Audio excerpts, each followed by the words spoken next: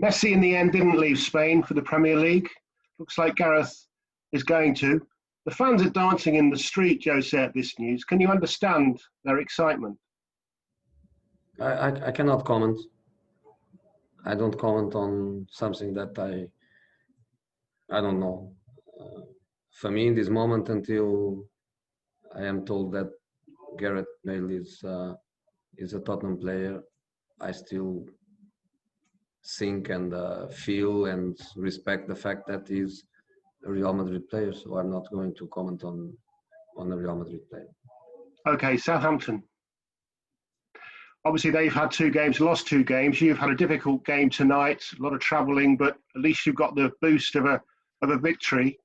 How will that affect, do you think, your group of players going into another away game so quickly? I read Ralph's comments after the game yesterday, and I could say that my words are very similar to his words.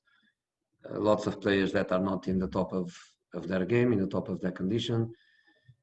The preseason was not good. Many of the players, they didn't even have a preseason, and we are using these matches also for the evolution of the players and the team. But the reality is that we are playing for big things.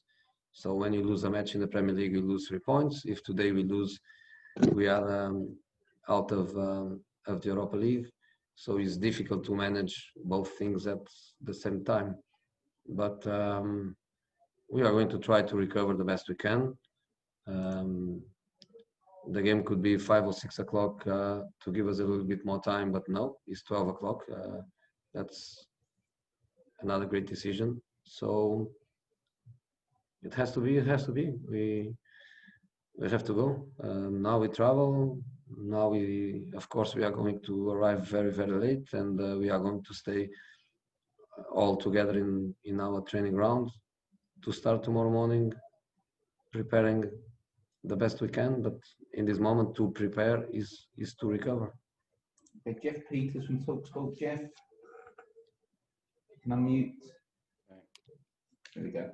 Jose, it could be 8 games in 18 days or whatever it is in the various competitions.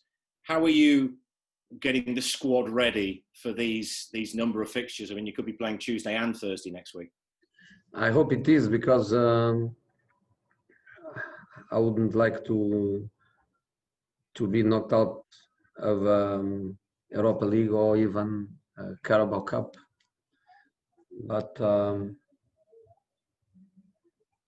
people that makes these decisions, they forgot that one English team, not Tottenham, one English team, could be us, could be Spurs, could be Wolves, could be Sheffield or another one.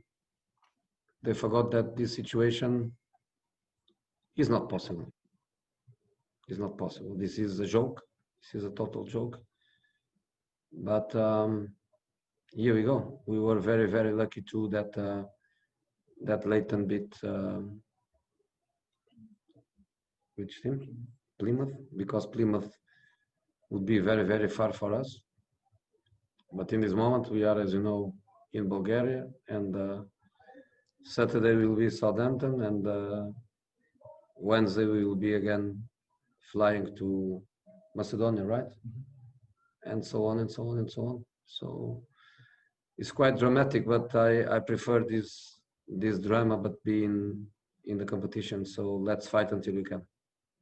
What sort of job do you think Ralph Hasenhuttl has done at Southampton, and how difficult is it for a manager to turn things around after a poor run, as we saw with them early on in last season with the 9-0, etc.? Look, for me, the best, I don't know Ralph very, very well, of course. I just know to play against him and to spend a few minutes with him. But I think the best image of what he has to be as a person and as a coach is what happened last season with that incredible home defeat against Leicester, and they stick together as a club, him and the board, him and the players, they stick together and they turn an incredible situation. So I believe that is not a problem for them to be with 2 negative results. And of course, they will be waiting for us with everything they have to try to get a result. Okay, 2 more questions because there's actually a ticker that means that we're actually going to get cut off. So I'm going to go with Jonathan Bill first. Jonathan, 1 question, please, and then Jerry Cox. Yeah, hi Jose. You've been linked with Southampton striker Danny Ings. I don't expect you to talk about that, but if you could just sort of talk about him as a player and what threat he will pose on Sunday. Ings? Yeah. He's a threat. He's a player that's scored a lot of goals, and every time he played against us, he gave us lots of problems. So he's a player that we have to respect, and if they keep the system that they normally play, will be Ings and another one. And the other one, they have lots of options because they have 4 or 5 different strikers going from Shane Long, the most experienced one, going to all the other younger guys, Shea Adams and all the people that they have. They have lots of solutions for the second striker to play with Danny Ings. So yes, very, very difficult. Okay, going to go last one, Jerry Cox. Jerry, 1 question, please. Hi, Jose. You made 4 changes tonight. Do you anticipate more changes to face Southampton, and will Dele Alli come into your plans? I don't know. You asked me about Dele, you could ask me about the other 7 players that stayed behind. We left 8 players behind.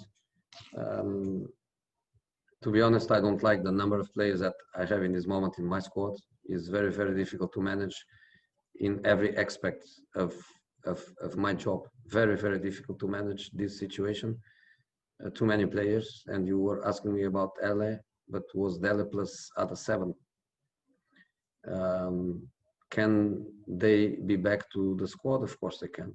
Of course they can. It's a question of training tomorrow after tomorrow, think about the game plan, see the players that are going to start, see the balance of the squad on the bench.